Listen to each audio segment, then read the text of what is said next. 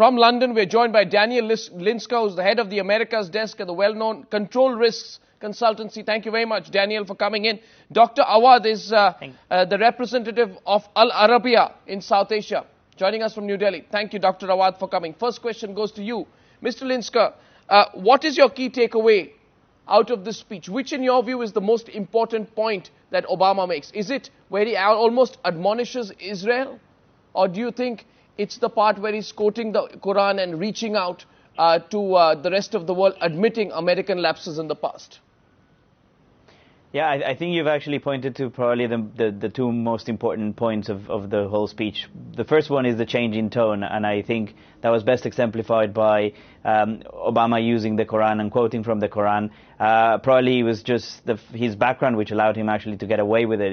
If you think back and think of any other American president who could have done that in such a charged atmosphere and actually pulled it off, it's probably only Obama that could have done it. And the second one is the obvious change in tone and the admonishment of Israel, if you want to call it, basically saying we're not going to leave the Palestinians behind. This is obviously a development over the last couple of weeks whereby the American administration has been very strong in pushing a line on Israel on settlements. Obviously, it remains to be seen what action is taken should Israel decide not to comply.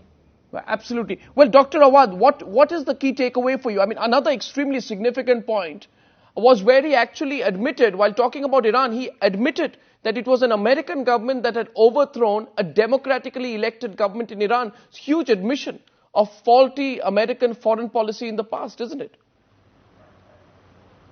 Well, I think that's true in the sense, in the context of what he tried to convey to the Iranian, especially if you know that the Iranians are going for election now. So he might have the impact on the moderate that they will be more coming forward to defeat Ahmadinejad. So at least they will have more friendly government in Iran that can stand with the American and can have a dialogue with the American. But I think with Khamenei coming up and talking that he need more steps to be taken by the American administration, it is a clear message that to the American that unless you implement what you are saying on the ground and show us more deeds than words, then we can come together and sit down at the table and discuss things on an equal footing.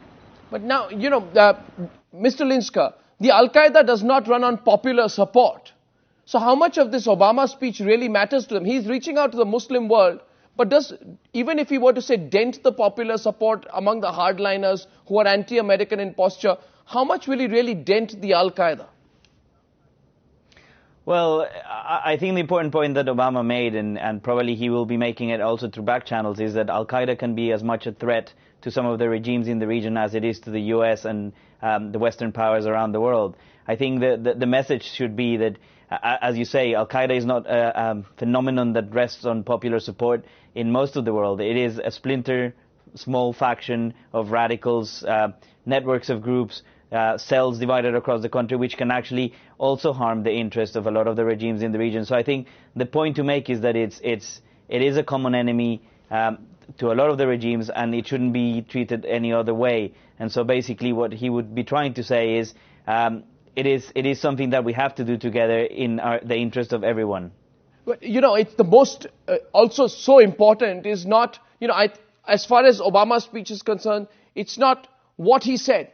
It's where he said it and how he said it, which is most significant. Before I come back with another question, let's run that little clip where he quotes the Quran. He's the first American president to actually do so, and he did so with quite a bit of conviction. The Holy Quran teaches that whoever kills an innocent it is as if he has killed all mankind.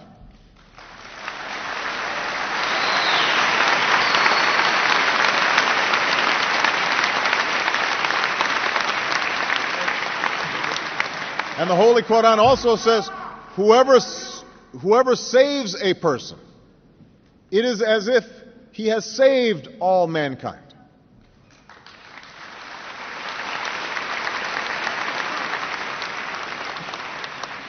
The enduring faith of over 1 billion people is so much bigger than the narrow hatred of a few. Islam is not part of the problem in combating violent extremism. It is an important part of promoting peace.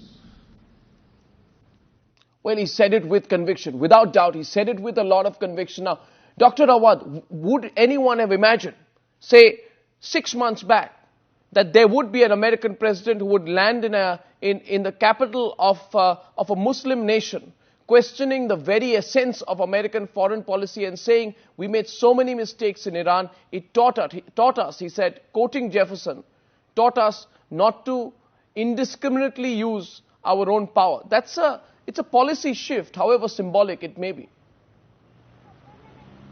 Yes, I agree with you on this regards, because it is the first time, yes, it was a very pleasant saying by an American, especially after the harsh time that the Muslim had suffered at the hand of the American, and they created the Islamophobia in the Arab world and the whole world that have really had a very backlashes on the most of the Muslim country, and living in Indonesia for such a long time, and he himself was presenting himself where he lived in the Arab world and in African roots and all. It also gives you a clear indication that what was missing in the American policy, what was always having the upper hand of the European, who could understand the geopolitics and the proximity of the relation with the Islamic and the Arab world. They could speak so frankly on these issues. Now you have an American president who can understand the situation quite well and trying to implement his thoughts, and I think he had lots of thought within his speech, and we should also be thankful to the American, and they are very lucky that they have such a president who is such an orator and an educated one. I can only say at the very end, Dr. Awwad and Mr. Linsker,